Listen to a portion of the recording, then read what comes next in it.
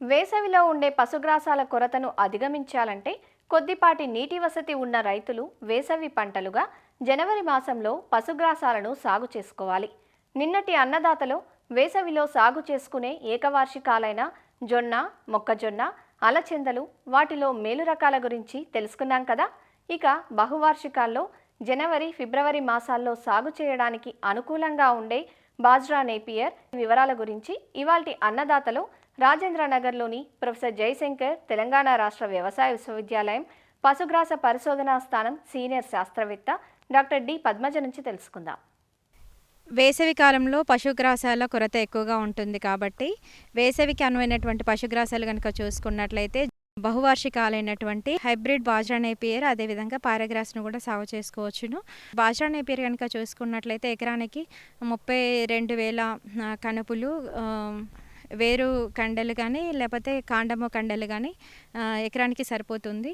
ఈ నేలలు కూడా చూసుకున్నట్లయితే ఇదేంటిదంటే బహువార్షికం 5 సంవత్సరాల వరకు ఒకసారి నాటితే 5 సంవత్సరాల వరకు గడ్డి వస్తుంది కాబట్టి నీరు నిల్వ ఉండకుండా సారవంతమైనటువంటి నేలలో వేసుకున్నట్లయితే ఎక్కువ గడ్డి వచ్చేటటువంటి అవకాశం ఉంటుంది. నాటే పద్ధతి కనుక చూసుకున్నట్లయితే సాలుకు సాలుకు మధ్య దూరం 60 సెంటీమీటర్లు, మొక్కకు మొక్కకు మధ్య దూరం కూడా 60 సెంటీమీటర్లు పెట్టుకోవాలి. వానాకాలంలో అయితే జూన్ జూలైలో పెట్టుకోవచ్చును. వేసవిలో అయితే జనవరి ఫిబ్రవరి నెలల్లో పెట్టుకోవచ్చును.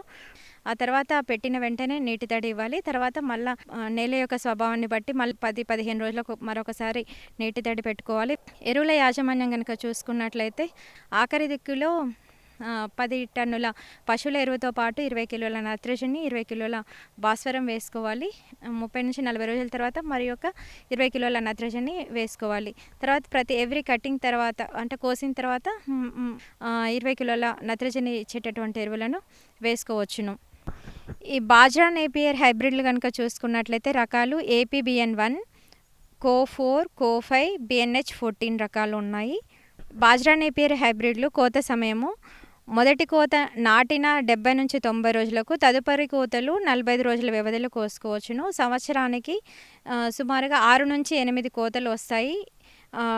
సంవత్సరానికి 100 నుంచి 120 టన్నులు వస్తుంది పశుగ్రాస దిగుబడి. APBN అయితే మీకు ప్రొఫెసర్ జయశంకర్ వ్యవసాయ విశ్వవిద్యాలయంలో రైతులకు అమ్మడానికి సిద్ధంగా ఉన్నాయి. కావున కావాల్సినటువంటి రైతులు ఇక్కడికి వచ్చి కూడా తీసుకెళ్ళొచ్చు. ఒక స్లిప్ కనుక చూసుకున్నట్లయితే కటింగ్కి 50 పైసలు ఉంటుంది. కాకపోతే ఏంటంటే కటింగ్స్ అనేవి మీరే రైతులు వాళ్ళు లేబర్ని తీసుకొని వచ్చి కోసుకోవచ్చండి. తర్వాత పారాగ్రాస్ గడ్డి కనుక చూసుకున్నట్లయితే ఇది కూడా జనవరి నుంచి ఫిబ్రవరిలో సాగు చేసుకోవచ్చును. ఎకరానికి 20,000 కండలు సాగు చేసుకోవాలి. నేలలు కనుక చూసుకున్నట్లయితే నీరు నిల్వని నేలల్లో సాగు చేసుకోవచ్చును. సాలుకు సాలుకు మధ్య దూరము 60 సెంటీమీటర్లు, మొక్కకు మొక్కకు మధ్య దూరం 60 సెంటీమీటర్లు ఉండేలాగా చూసుకోవాలి. విత్తిన వెంటనే ఒకసారి నీరు పెట్టుకోవాలి. తర్వాత నేల యొక్క స్వభావాన్ని, వాతావరణ పరిస్థితులను బట్టి పెట్టుకోవచ్చండి. ఎరువుల యాజమాన్యం కనుక చూసుకున్నట్లయితే ఆఖరి దిక్కులో కనుక చూసుకున్నట్లయితే పశువుల ఎరువుతో పాటు 20 కిలోల నత్రజని, 20 కిలోల భాస్వరము, 12 కిలోల పొటాషియం ఇచ్చేటటువంటి ఎరువులను వేసుకోవాలి. తర్వాత 30 నుంచి 40 రోజులకి మరి ఒక 20 కిలోల నత్రజని ఇచ్చేటటువంటి ఎరువులను వేసుకోవాలి.